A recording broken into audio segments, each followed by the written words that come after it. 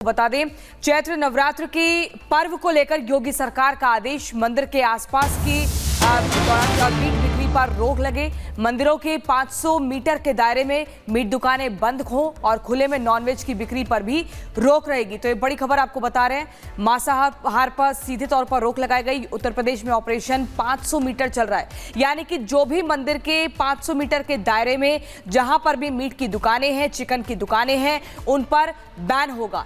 9 दिन तक से भजन और बाकी मांसाहार पर बैन।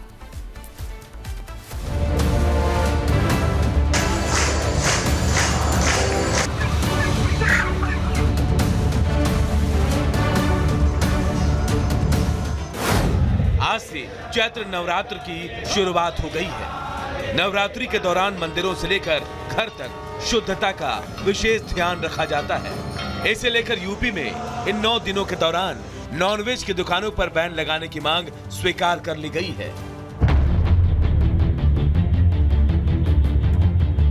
जी हां, प्रदेश के मुखिया योगी आदित्यनाथ ने नवरात्रि के दौरान चिकन मटन की शॉप को बंद रखने का आदेश जारी कर दिया है, जिसके तहत नवरात्रि में मंदिर से सटे 500 मीटर के अंदर मांस की दुकान बंद रखी जाएगी। बाहर भी खुले में नॉनवेज की बिक्री पर रोक रहेगी। रामनवमी के दिन मीट की सभी दुकानें बंद रहेंगी। सीएम योगी ने साफ कर दिया है कि नवरात्रि के दौरान किसी भी तरह की अशुद्धता ना फैलाएं, जिससे सनातनी पूरी शुद्धता के साथ इन 9 दिनों में मां की आराधना कर सके। वहीं इसके साथ ही सभी जिलों में श्री रामचरितमानस का अखंड पाठ होगा। 6 मार्च को अयोध्या में सूर्य तिलक के साथ पूर्णाहुति होगी। पूरे प्रदेश में बिना कट के 24 घंटे बिजली की आपूर्ति होगी। वहीं नवरात्रि में मीट की दुकानों पर प्रतिबंध और प्रदेश में 24 घंटे रामचरितमानस के पाठ के फैसले का डिप्टी सीएम ब्रजेश पाठक ने स्वागत किया है। जब रामनवमी होगी तो देश दुनिया में प्रभु राम की जो लीला है उसका गायन किया जाएगा और सबको इसमें भाग लेना चाहिए और घर घर इस संदेश को पहुंचाना चाहिए। अच्छा है, व्रत में कहाँ खाते हैं सर। अब एक और जहां इस फैसले की सराहना हो रही है, तो वहीं कुछ मौलवी मौलानाओं को इससे मिर्ची लग गई है। मौलाना शहाबुद्दीन रजवी तो इतने भड़क गए कि वो संविधान और लोकतंत्र का हवाला देने लगे। हमारा भारत जमहूरी मुल्क है, लोकतांत्रिक देश है, जिसका कोई मजहब धर्म नहीं है। अगर कोई हुकूमत इसको प्रमोट करती है तो ये होगा कि ये हुकूमत फला मजहब का प्रचार कर रही है, प्रसार कर रही है, और ये काम संवैधानिक उसूलों के खिलाफ है। सीएम योगी के आदेश के बाद जहां सनातनी गदगद हैं, तो वहीं इस फैसले से मौलानाओं के पेट में दर्द होने लगा। इसी वजह से वो भड़काऊ बयान देकर शांति व्यवस्था खराब करने की साजिश कर रहे हैं। Bureau report, Republic Bharat.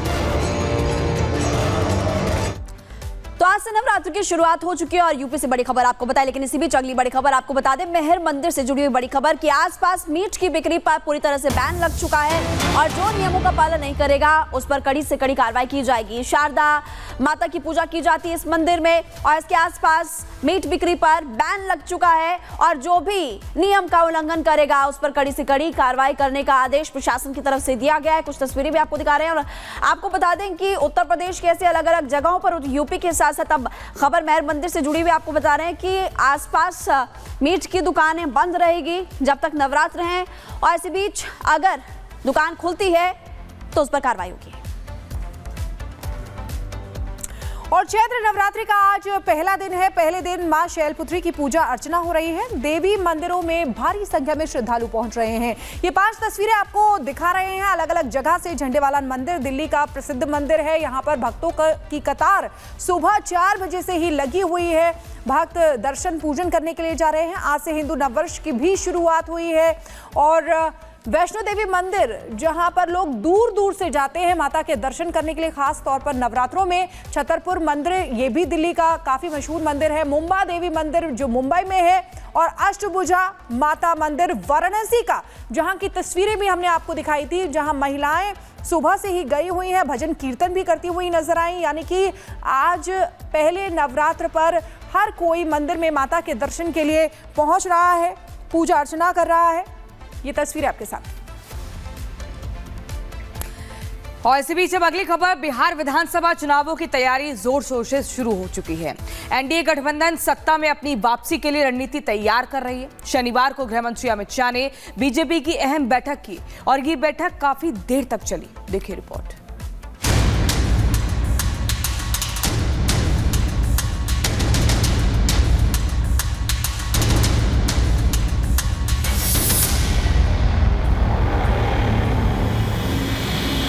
Bihar विधानसभा चुनाव का ऐलान होने में भले ही देरी है, लेकिन चुनावी रण के लिए हर पार्टी अपनी तैयारी कर रही है। खासकर एनडीए, जिस पर सत्ता बनाए रखने की चुनौती है, और वो इस चुनौती को पूरी तरह से जीतने के लिए कोई भी कोर कसर बाकी नहीं रहने देना चाहती। शनिवार को गृह मंत्री अमित शाह ने पटना में एक अहम बैठक की, जिसमें बिहार बीजेपी समेत केंद्रीय मंत्री भी शामिल हुए। बैठक में चुनावी रणनीति की तैयारियों पर चर्चा हुई। बैठक में तय हुआ कि एनडीए आक्रामक रणनीति के साथ मैदान में उतरेगा। पार्टी के संगठन को मजबूत करना है और आगे का चुनाव है। एनडीए पूर्ण रूप से बिहार में फिर से सरकार बनाएगा, यह रणनीति हम लोग बना रहे हैं। बिहार में भी आते रहे हैं और भी आएंगे, और बिहार को प्रभावी जीतना है और देश भर में एक नया उत्साह पैदा करना है। महाराष्ट्र जीत गए, हरियाणा जीत गए, दिल्ली जीत गए, तो अब तो बीजेपी के जीत का प्रवाह चलता रहेगा।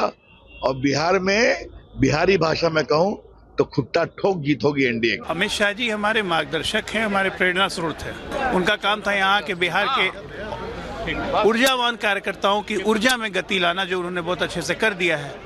सब ऊर्जावान कार्यकर्ताओं को उन्होंने चिंगारी लगा दी, अब सब रॉकेट बन के कल से उड़ेंगे। सिर्फ चुनाव को लेके ही बातचीत हुई है और कोई बातचीत नहीं हुई। क्यों बिहार को अगले 5 साल की जरूरत है और कैसे अगले 5 वर्षों में बाढ़ मुक्त बिहार बनेगा, ये नरेंद्र मोदी का संकल्प। गृह मंत्री के बिहार दौरे के शुरू होने से पहले ही इस पर सियासी पारा हाई हो चुका था। आरजेडी ने अमित शाह की बैठक के बहाने सीएम नीतीश कुमार पर निशाना साधा और उनके कामकाज पर सवाल उठाया। यही नहीं, आरजेडी ने चुनावी ऐलान से पहले ही तेजस्वी सरकार वाले ख्याली पकवान बनाने शुरू कर दिए, जिस पर बीजेपी ने भी आरजेडी को करारा जवाब दिया। आदरणीय मुख्यमंत्री श्री नीतीश कुमार जी पूरी तरह से गड़बड़ाए हुए हैं। अब जो बीजेपी और जेडीयू के बीच में डील हुई थी कि बजट सत्र के बाद आदरणीय नीतीश कुमार जी को मुख्यमंत्री की कुर्सी पद छोड़ना है, तो इसी के लिए आ रहे हैं। अपना मुख्यमंत्री बनाएंगे, अपना सरकार वहाँ बीजेपी जेडीयू को तोड़ने में लगी हुई है। तो अब बिहार की जनता कुछ नहीं सुनने वाली है। बिहार की जनता है तैयार, बनाएगी तेजस्वी सरकार। ये लोग चुनावी में ढक है, आरजेडी और कांग्रेस वाला टट्टर टट्टर बरसात, जब चुनाव की बरसात का मौसम जब आता है तो टट्टर करते हैं। ये परिवारवादी लोग, जंगल राज स्थापित करने वाले लोग, भ्रष्टाचारी लोग क्या बोलेंगे, औरंगजेब और बाबर की तारीफ करने वाले लोग क्या बोलेंगे, समझे ना। इनको जिन्ना का जिन पसंद आ रहा है, लेकिन भारत के महापुरुषों पर गर्व होना चाहिए, उसकी आलोचना करने वाले लोग क्या बोलेंगे। ना इनको विकास से मतलब है, ना देश की विरासत से मतलब है, ना देश की संस्कृति सनातन से मतलब है। जनता ऐसी सुपड़ा साफ करेगी इस बार कि राजनीति की धरातल पर ये लोग खड़ा रहने लायक भी नहीं रहेगा। बिहार में एनडीए विपक्ष के मुकाबले काफी मजबूत है, जिसका सबूत है लोकसभा चुनाव और एक उपचुनाव।